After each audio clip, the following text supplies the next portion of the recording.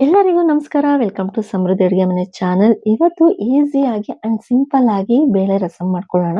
ಹೋಳಿಗೆ ಮಾಡಿದಾಗ ಉಳಿದಂತಹ ಕಟ್ಟಿನಲ್ಲಿ ನಾವು ರಸಂ ಮಾಡ್ತೀವಿ, ಇಲ್ಲ ಹೋಳಿಗೆ ಸಾಂಬಾರನ್ನ ಮಾಡ್ತೀವಿ. ಆದ್ರೆ ಡಿಫ್ರೆಂಟ್ ಆಗಿ ಇವತ್ತು ಬೇಳೆ ರಸಂನ ಮಾಡೋಣ. ತುಂಬಾನೇ ಚೆನ್ನಾಗಿರುತ್ತೆ. ಅನ್ನಕ್ಕಂತೂ ತುಂಬಾನೇ ಚೆನ್ನಾಗಿತ್ತು ರಸಮು. ಹಾಗೆ ಕುಡಿಯೋಕ್ಕೂ ಇನ್ನೂ ತುಂಬಾ ಚೆನ್ನಾಗಿತ್ತು. ಸೊ ಇವಾಗ ರಸಂನ ಹೇಗ್ ಮಾಡೋದು ಅಂತ ನೋಡೋಣ. ಹೋಳಿಗೆಗೆ ಬೇಳೆ ಬೇಯಿಸ್ಕೊಂಡಾಗ ನಾವು ಬೇಳೆನ ನೆಕ್ಸ್ಟ್ ನಾವು ಬಸ್ಕೊಂಡಾಗ ಅದ್ರಲ್ಲಿ ಬರುವಂತ ಕಟ್ಟೇನಿರುತ್ತೆ ಅದರಿಂದ ಇವತ್ತು ರಸಂ ಮಾಡ್ತಾ ಇದ್ದೀನಿ. ಸೊ ನಿಮಗ್ ಬೇಕು ಅನ್ನೋದಾದ್ರೆ ಬೇಳೆ ಜೊತೆಗೇನೆ 2 ಟೊಮೆಟೊನ ಕೂಡ ಹಾಕಿ ನೀವು ರಸಂನ ಕೂಡ ಮಾಡ್ಕೋಬಹುದು. ಸೊ ನಾನು ಬೇಳೆ ಕಟ್ಟಿಗೆ ಸ್ವಲ್ಪ ಬೇಳೆನೂ ಕೂಡ ಹಾಕೊಂಡಿದೀನಿ. ಇವಾಗ ಮೆಣಸು ಮತ್ತೆ ಜೀರಿಗೆನ ಸ್ವಲ್ಪ ಬಿಸಿ ಮಾಡ್ಕೊಳ್ಳೋಣ. ಬಿಸಿ ಮಾಡ್ಕೊಂಡಾಗ ಚೆನ್ನಾಗಿ ಪುಡಿ ಕೂಡ ಆಗುತ್ತೆ. ನಾವು ಡೈರೆಕ್ಟ್ ಆಗಿ ಪುಡಿ ಮಾಡಕ್ ಹೋದ್ರೆ ಕ್ಲೀನಾಗಿ ಪುಡಿನೂ ಕೂಡ ಆಗೋದಿಲ್ಲ. ಸೊ ಸ್ವಲ್ಪ ನಾವು ಬಿಸಿ ಮಾಡ್ಕೊಂಡು ಪುಡಿ ಮಾಡ್ಕೊಂಡ್ರೆ ತುಂಬಾ ಚೆನ್ನಾಗಿರುತ್ತೆ. ಸೊ ಇವಾಗ ನಾನಿಲ್ಲಿ 1 ಸ್ಪೂನ್ ಅಷ್ಟು ಕಾಳುಮೆಣಸನ್ನ ಹಾಕೊಂಡು ಬಿಸಿ ಮಾಡ್ಕೊಳ್ತಾ ಇದ್ದೀನಿ. ಇವಾಗ ಇದಕ್ಕೇನೆ 1 ಸ್ಪೂನ್ ಅಷ್ಟು ನಾನು ಜೀರಿಗೆನ ಕೂಡ ಹಾಕೊಂಡು ಚೆನ್ನಾಗಿ ಬಿಸಿ ಮಾಡ್ಕೊಂಡು ಸ್ಟವ್‌ನ ಆಫ್ ಮಾಡ್ಕೊಳ್ತಾ ಇದ್ದೀನಿ. ಇವಾಗ ಮಿಕ್ಸಿ ಜಾರಿಗೆ ಬಿಸಿ ಮಾಡಿದಂತಹ ಜೀರಿಗೆ ಮತ್ತು ಮೆಣಸನ್ನ ಹಾಕೊಳ್ಳೋಣ. ನಂತರ ಇದಕ್ಕೆ 1 ಗೆಡ್ಡೆಯಷ್ಟು ಬೆಳ್ಳುಳ್ಳಿ ಹಾಗೆ ಕರಿಬೇವು ಸೊಪ್ಪು. ಕರಿಬೇವು ಸೊಪ್ಪನ್ನ ಕಡ್ಡಿ ಸಮೇತನೇ ಹಾಕೊಳ್ಳಿ, ತುಂಬಾನೇ ಚೆನ್ನಾಗಿರುತ್ತೆ ಟೇಸ್ಟು. ಹಾಗೆ ಖಾರಕ್ಕೆ ನಾನಿಲ್ಲಿ 5 ಹಸಿಮೆಣಸಿನಕಾಯಿನ ಹಾಕೊಳ್ತಾ ಇದ್ದೀನಿ. ಹಾಗೆ ಸ್ವಲ್ಪ ಕೊತ್ತಂಬರಿ ಸೊಪ್ಪು. ಇಷ್ಟನ್ನು ಹಾಕಿ ತರ್ತರಿಯಾಗಿ ಇವಾಗ ಗ್ರೈಂಡ್ ಮಾಡ್ಕೊಳ್ಳೋಣ.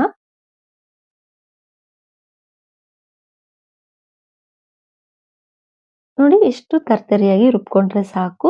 ಇವಾಗ ನಾವು ಒಗ್ಗರಣೆಗೆ ಹಾಕೊಳ್ಳೋಣ. ಇದರಲ್ಲಿ ಕರಿಬೇವು ಸೊಪ್ಪು ಮತ್ತೆ ಹಸಿಮೆಣಸಿನಕಾಯಿ ಈ ತರ ಪೇಸ್ಟ್ ಮಾಡಿ ನಾವು ಹಾಕೊಳ್ತಿರೋದ್ರಿಂದ ರಸಮು ತುಂಬಾನೇ ಚೆನ್ನಾಗಿದೆ. ಟೇಸ್ಟ್ ಕೂಡನು ನೀವು ಒಂದ್ಸಲ ಟ್ರೈ ಮಾಡಿ. ಹಾಗೆ ನಾವೇನ್ ಬೇಯಿಸಿಟ್ಕೊಂಡಿದೀವಿ ಟೊಮೊಟೊನ ಇವಾಗ ಅದ್ರ ಮೇಲಿರುವಂತ ಸಿಪ್ಪೆನೆಲ್ಲ ತೆಗ್ದು ಸ್ವಲ್ಪ ಸ್ಮ್ಯಾಶ್ ಮಾಡ್ಕೊಳ್ಳೋಣ ಟೊಮೊಟೊನ.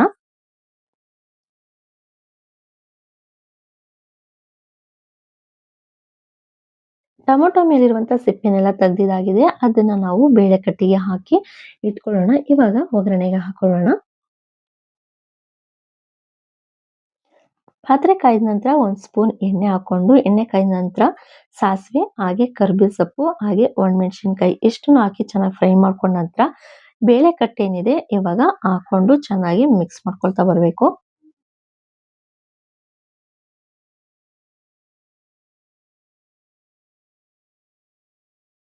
ಇವಾಗ ರುಚಿಗೆ ತಕ್ಕಷ್ಟು ಉಪ್ಪನ್ನ ಹಾಕೊಂಡು ಚಿಟಿಕೆಯಷ್ಟು ಅರಿಶಿಣನ ಹಾಕೊಳ್ಳೋಣ.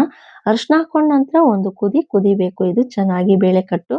ಅಲ್ಲಿವರೆಗೂ ಚೆನ್ನಾಗಿ ಕುದಿಸ್ಕೊಂಡ ನಂತರ ನಾವು ರುಬ್ಕೊಂಡಿರೋದನ್ನ ಹಾಕೊಳ್ಳೋಣ. ಬೇಳೆ ಕಟ್ಟು ಚೆನ್ನಾಗಿ ಕುದೀತಾ ಇದೆ. ಹಾಕೊಂಡ್ಮೇಲೆ ಒಂದ್ 2 ನಿಮಿಷ ನಾವು ಕುದಿಸ್ಕೊಂಡ್ರೆ ಸಾಕು ಪರ್ಫೆಕ್ಟ್ ಆಗಿ. ಬೇಳೆ ರಸಂ ರೆಡಿ ಆಯ್ತು ಅಂತಾನೆ ಹೇಳ್ಬೋದು. ಸೊ ನೋಡ್ತಾ ಇದೀರಲ್ವಾ ಚೆನ್ನಾಗಿ ಕುದೀತಾ ಇದೆ. ನಿಮ್ಗೆ ಸ್ವಲ್ಪ ಈ ಗಟ್ಟಿ ಬೇಕು ಅಂದ್ರೂ ಮಾಡ್ಕೋಬಹುದು, ತೆಳು ಬೇಕು ಅಂದ್ರೂ ಮಾಡ್ಕೋಬಹುದು. ರಸಂ ಯಾವತ್ತೇ ಇದ್ರೂ ಸ್ವಲ್ಪ ತೆಳು ಇದ್ರೇನೆ ತುಂಬಾ ಚೆನ್ನಾಗಿರುತ್ತೆ. ಸೊ ನೋಡ್ತಾ ಇದ್ದೀರಾ ಫೈನಲ್ ಆಗಿ ರಸಂ ರೆಡಿ ಆಯ್ತು. ಸೊ ಇವಾಗ ಇದ್ರ ಟೇಸ್ಟ್ ನೋಡೋದು ಅಷ್ಟೇ ಬಾಕಿ ಇರೋದು. ಸೊ ಇವಾಗ ಇದ್ರದ್ದು ಟೇಸ್ಟ್ ನೋಡೋಣ. ಬೇಳೆ ಜೊತೆಗೇನೆ ಹಸಿಮೆಣಸಿನಕಾಯಿ, ಟೊಮೊಟೊ ಎಲ್ಲ ಹಾಕಿ ರಸಂ ಕೂಡ ಮಾಡ್ಕೋಬಹುದು. ಈ ರೀತಿನೂ ಕೂಡ ಮಾಡ್ಕೊಳ್ಳಿ ತುಂಬಾನೇ ಚೆನ್ನಾಗಿರುತ್ತೆ ಟೇಸ್ಟ್ ಕೂಡ. ಈ ರಸಂ ನಿಮ್ಗೆ ಇಷ್ಟ ಆಗಿದೆ ಅಂತ ಅನ್ಕೊಳ್ತಾ ಇದ್ದೀನಿ. ಇಷ್ಟ ಆಗಿದ್ರೆ ನಮ್ಮ ಸಮೃದ್ಧಿ ಅಡುಗೆ ಮನೆ ಚಾನೆಲ್‌ನ ಸಬ್ಸ್ಕ್ರೈಬ್ ಮಾಡ್ಕೊಳ್ಳಿ. ಹಾಗೆ ನೋಟಿಫಿಕೇಷನ್‌ಗೆ ಬೆಲ್ ಐಕಾನ್ ಮೇಲೆ ಕ್ಲಿಕ್ ಮಾಡಿ. ಇದ್ರ ಟೇಸ್ಟ್ ಅಂತೂ ತುಂಬಾನೇ ಚೆನ್ನಾಗಿತ್ತು. ನನಗಂತೂ ತುಂಬಾನೇ ಇಷ್ಟ ಆಯ್ತು. ನೀವು ಒಂದ್ಸಲ ಮಾಡ್ಕೊಳ್ಳಿ. ಹೇಗ್ ಬಂದಿದೆ ಅಂತ ನಮಗೂ ಕೂಡ ತಿಳಿಸಿ. ಹಾಗೆ ನಿಮ್ಮ ಫ್ರೆಂಡ್ಸ್‌ಗಳಿಗೂ ಕೂಡ ಈ ವಿಡಿಯೋನ ತಪ್ಪದೆ ಶೇರ್ ಮಾಡಿ. Thank you.